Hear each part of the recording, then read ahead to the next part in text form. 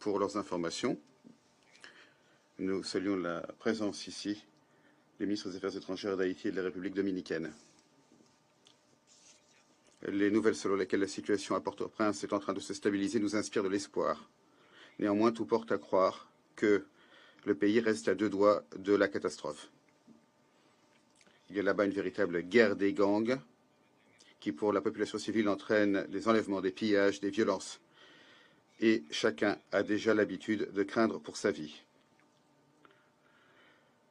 Le résultat prévisible de cette situation, ce sont des manifestations provoquées par la décision du gouvernement de supprimer les subventions sur le carburant et les désordres à grande échelle qui accompagnent ce phénomène les appellent à la démission des dirigeants du pays. Nous entendons des déclarations sur lesquelles c'est la mafia et les oligarques locaux qui se trouvent derrière ces manifestations ainsi que leurs parrains. Mais les tentatives d'améliorer